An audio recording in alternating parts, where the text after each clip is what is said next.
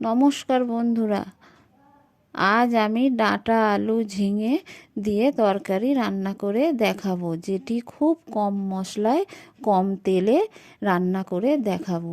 এটি খেতে খুব টেস্ট হয়। ডাঁটা আলু ঝিঙের তরকারি রান্না করার জন্য আমি নিয়েছি 500 গ্রাম ঝিঙে, কেটে ধুয়ে নিয়েছি। সরু সরু করে আলু কেটে ধুয়ে নিয়েছি। আর 100 গ্রাম ডাঁটা নিয়ে ভালো করে কেটে ধুয়ে নিয়েছি, জলে রেখে দিয়েছি।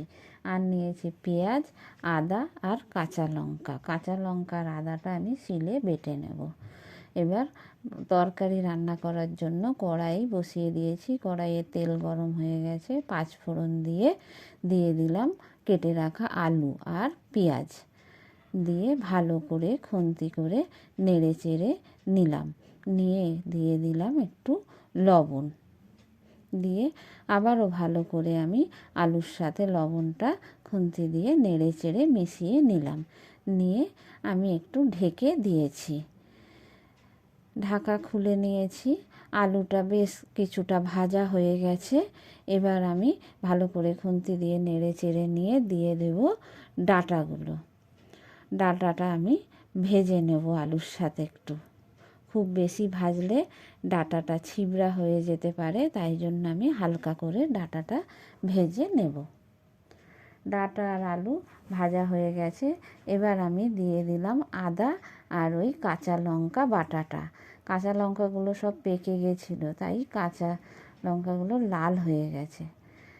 ভালো করে আদা আর কাঁচা লঙ্কা বাটা কষিয়ে নিয়ে দিয়ে দিলাম সামান্য একটু জিরের গুঁড়ো আর পরিমাণ মতো হলুদ, দিয়ে একটু নেড়ে চেড়ে নিয়ে দিয়ে দিচ্ছি কেটে রাখা ঝিঙে, দিয়ে একটু লবণ দিয়ে দিলাম।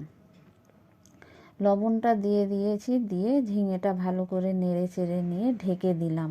ঝিঙের থেকে অনেক জল বেরোবে, এতেই সবজিগুলো খুব ভালো সেদ্ধ হয়ে যাবে। ঢাকা খুলে নিয়েছি। খুলে নিয়ে দেখুন ঝিঙেটা কত কমে গেছে আর কতটা জল বেরিয়ে সেদ্ধ হয়ে গেছে। এবার দিয়ে দিলাম সামান্য একটু জল, খুব বেশি জল দেবো না, এই তরকারিটা একটু শুকনো শুকনো হবে।